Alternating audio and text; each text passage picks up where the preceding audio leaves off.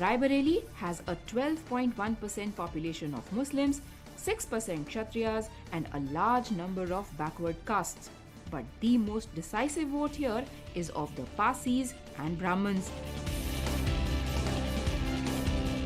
4 of the 5 assembly segments in Raebareli are with the Samajwadi Party, which is why, to bolster its ranks, the BJP has now roped in Samajwadi Party's Manoj Pandey, who's the MLA from Unchahar assembly segment here. As someone who worked with the Gandhis when he was with SP, this is what he thinks of the fight on a family name. Somebody who has actually participated in the Congress campaign when he was a member of the Samajwadi Party, now has crossed over to the other side, has a bird's eye view of how the campaign is being carried out, not just in Raebareli and Amethi. We are joined now by Mr. Manoj Pandey.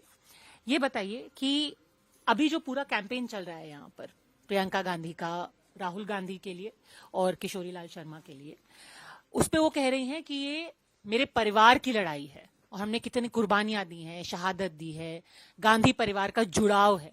क्या आपको लग रहा है वो emotional connect हो रहा है ना सिर्फ अमेठी में पर रायबरेली? हाँ, ये ठीक है. विचारधाराओं की हम लोग राजनीति करते हैं और जिस दल में मैं था वो दल का अलायंस कांग्रेस के साथ था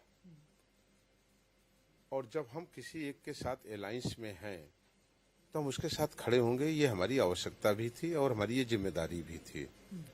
लेकिन हालात क्या हैं? भारत के लोकतंत्र में जो इलेक्टेड लोगों की जो व्यवस्था की गई, चाहे वो ग्राम सभा का प्रधान हो, चाहे वो लेजिस्लेटिव असेंबली का मेंबर हो और चाहे मेंबर ऑफ पार्लियामेंट हो, ये जनता से इसलिए चुने जाते हैं कि राजतंत्र की व्यवस्था को खत्म किया गया और लोकतंत्र लाया गया कि जनता से चुना हुआ व्यक्ति जनता के प्रति जवाबदेही उसकी रहेगी, जनता के प्रति वो कार्य करेगा. और हम इसलिए नहीं एमपी और एमएलए होते हैं कि हम केवल जनता से जीत लेने का काम करें, बल्कि 5 साल हमारी एक नैतिक जिम्मेदारी है, कॉन्स्टिट्यूशनल भी हमारी एक जिम्मेदारी है, फिक्स जिम्मेदारी है. और जनता ये अपेक्षा करती है कि अगर हम चुनाव जीत करके जाएंगे तो उसके नहरों में पानी के लिए लड़ाई लड़ेंगे, उसको थाने और तहसील से न्याय मिले, हम इसकी लड़ाई लड़ने का काम करेंगे, उसकी गांव की टूटी हुई सड़क बनवाने का काम करेंगे, गांव में आग लग जाएगी और 2 लोग खत्म हो जाएंगे तो हम परिवार की तरह वहां खड़े होने का काम करेंगे. लेकिन एक बड़ा सवाल है, ये अगर आप पीछे के जितने बयान से उनको देखें तो 2019 में यही कहा था आदरणीय प्रियंका गांधी जी ने, यही कहा था आदरणीय सोनिया गांधी जी ने कि रायबरेली मेरा परिवार है, मैं परिवार में लड़ने आई हूं और परिवार के का खड़ा होना हमारे साथ जरूरी है. रायबरेली के लोगों ने तो अपना परिवार मान लिया, लेकिन इसी जनपद रायबरेली में एनटीपीसी है. एनटीपीसी के पावर प्लांट में एक बड़ा हादसा होता है और 250 लोगों की दर्दनाक मृत्यु होती है. क्या जिन लोगों ने परिवार के नाम पर वोट मांगा था उन्हें उन पीड़ितों के, उस बहन के नाम जो विधवा हो गई, वो बेटा जिसने अपना पिता खो दिया था, क्या उस दुख में उनके साथ शरीक नहीं होना चाहिए था? पर एक अगर व्यक्ति विशेष की भी बात करें, कई लोग कहते हैं भाई रायबरेली के राहुल, उनका पूरा कैंपेन चल रहा है, वो कह रहे हैं कि भाई हैं तो गांधी ना, और जो अमेठी रायबरेली का नाम एकदम अलग नहीं किया जा सकता गांधी परिवार से. अमेठी मतलब गांधी, रायबरेली मतलब गांधी. वो हाँ, जो केएल शर्मा है वो भी गांधी परिवार के नाम पे लड़ रहे हैं. देखिए, आपने ठीक बात कही, रायबरेली के गांधी, लेकिन रायबरेली के गांधी तो नहीं है. गांधी एक सत्याग्रह का नाम था. गांधी की बुनियाद थी कि अन्याय और अत्याचार के खिलाफ लड़े. गांधी की बुनियाद थी कि वो समता और समरसता लाने का काम करे. पर नाम ही काफी है, जो कहते हैं ना कई बार नाम ही काफी है, गांधी नाम नहीं, बहुत जरूरी नहीं है. गांधी नाम यहाँ पर कई बार हारा है, कई बार ही हारा है. इसके दृष्टांत भी हैं रायबरेली में, और बुरी तरीके से हारा है. और किस गांधी परिवार की आप बात करती हैं? वो तो इमरजेंसी का टाइम. 2022 मैं आपको याद दिलाना चाहता हूँ, स्मरण दिलाना चाहता हूँ, गांधी परिवार ही लड़ा. आदरणीय प्रियंका गांधी जी चुनाव प्रचार में आई थी मेरी विधानसभा में, उन्होंने 49 मीटिंग्स किया, उन्हें बहुत वोट मिला, 7,000. उनका कैंडिडेट हमसे 90,000 से हारा. हरचंदपुर में भी उन्होंने बहुत मेहनत किया, वहां भी बहुत वोट मिला, उन्हें 12,000, और उनका कैंडिडेट 60,000 से हारा.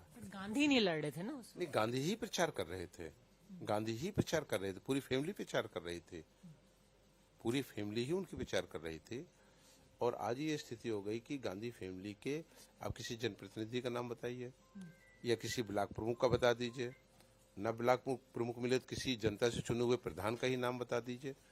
प्रचार तो गांधी के नाम पर हुआ और गांधी के लोगों ने वोट मांगा। कई सारे भाषण देख रही थी प्रियंका जी, खास तौर पर उन्होंने कहा कि भाई मेरी माँ का मंगलसूत्र जो है छिन गया क्योंकि उन्होंने देश के लिए उसको कुर्बान किया, मेरे पिताजी ने शहादत दी, मेरी दादी ने शहादत दी और इसीलिए ये सब हमने इस देश के लिए किया। अब शहादत से लेकर के अब 40 साल तक आपने कभी नहीं देखा कि रायबरेली के किन नहरों में पानी नहीं आ रहा। कौन सी वो बेटी है जिसके हाथ नहीं पीले हो पाए? माँ और बेटी दोनों ने आत्महत्या कर लिया। क्या ये जिम्मेदारी नैतिक रूप से एक चुने हुए जनप्रतिनिधि की नहीं है? मैं आदरणीय प्रियंका जी से बहुत सम्मान से पूछना चाहता हूँ, बहुत सम्मान से पूछना चाहता हूँ कि दीदी ये प्यार आपको केवल चुनाव से चुनाव तक ही क्यों आता है? काश हम ईश्वर से प्रार्थना करते हैं, परमपिता परमेश्वर से ये प्रार्थना करते हैं कि काश आदरणीय दीदी के, जिनको लोग दीदी कहते हैं प्रियंका जी को, जो दीदी के नाम पर वोट मांगती हैं, अपने उन भाइयों को उन 5 साल भी देखती जब नौकरी न मिल पाने के कारण उस बेरोजगारी का दंश न झेलने वाला अनुभव मिश्रा उसने सुसाइड कर लिया। शुभांत श्रीवास्तव ने अपने को गोली मार लिया। एक नौजवान ने आईआईटी करने के बाद जब उसको नौकरी नहीं मिली तो बेरोजगारी का दंश न झेल पाने के कारण जहर खा लिया।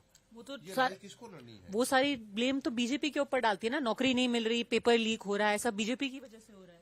एक मेंबर ऑफ पार्लियामेंट के रूप में उनकी क्या जिम्मेदारी थी? मैं अपोजिशन का विधायक हूँ और उत्तर प्रदेश की विधानसभा में कोई दिन ऐसा नहीं जाता जिस दिन जो हमारे यहाँ क्षेत्र की समस्या रहती है, हमारी स्टेट की समस्या रहती है, किसान गरीब की समस्या रहती है, दलित भाइयों की समस्या रहती है, उसको रोज हम उठाते हैं। हमको इसलिए नहीं कोई चुन करके भेजता है कि सत्ता में बैठ करके सत्ता की मलाई खाएं, बल्कि इसलिए भेजता है हमको कि हमने अपने प्रतिनिधित्व को भेजा है, ये हमारी आवाज है।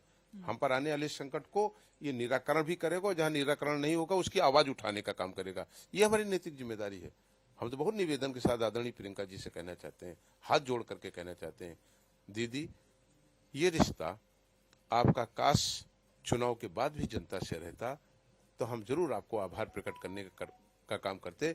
लेकिन जो कोविड में लोग तड़प तड़प के गांवों में मर रहे थे, उनको ना कोई मास्क देने वाला था, ना कोई सैनिटाइजर देने वाला था, ना कोई इलाज कराने वाला था। तो क्या ये जिम्मेदारी एक चुने हुए मेंबर ऑफ पार्लियामेंट की नहीं थी कि जिस गांव में लोग 12-12, 13-13 लोगों की मृत्यु हो रही है, वहां का जनप्रतिनिधि वो घर में एसी में अगर दुबका रहे तो हमें चुनाव लड़ने का अधिकार नहीं है। The issue isn't just of changed seats. This time, the legacy sentiment is being countered with a double engine.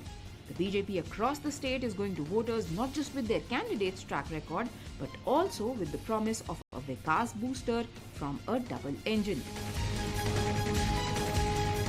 So when people talk about the double engine ki sarkar, most argue it doesn't work. Uttar Pradesh though may just be the aberration. You travel across this place and you will find as many people, or maybe slightly lesser, who will speak of Yogi and Modi in the same breath, or surprisingly sometimes speak of Yogi more than they talk of the Prime Minister. ये बताइए, आप कहाँ के रहने वाले हैं? अयोध्या के ही रहने वाले हैं।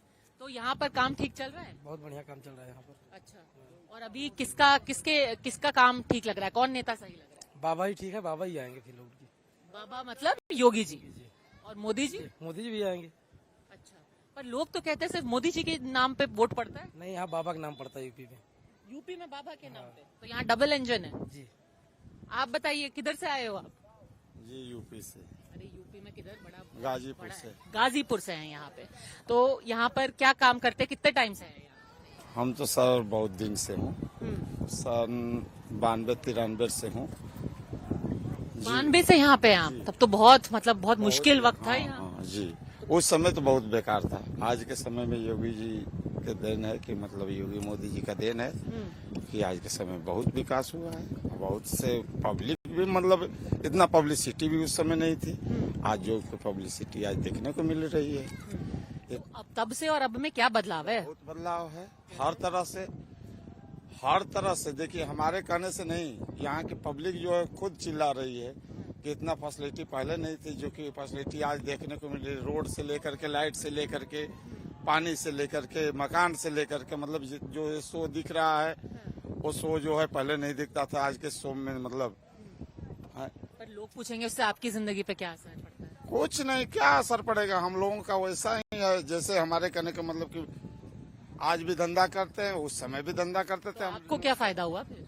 हाँ? आपको क्या? फायदा क्यों नहीं, हमारे कहने का मतलब पहले से रोजगार बढ़ा है, अच्छा, पहले से जो है धंधा बढ़ा है, तो फर्क तो पड़ेगा ही। कितना पड़ा है आपका? मतलब जैसे हमारे कहने को पहले 2 रुपया कमाते थे, आज 5 रुपया कमा रहे हैं, तो 3 रुपया का फायदा हुआ ना, सच में? हुआ ना।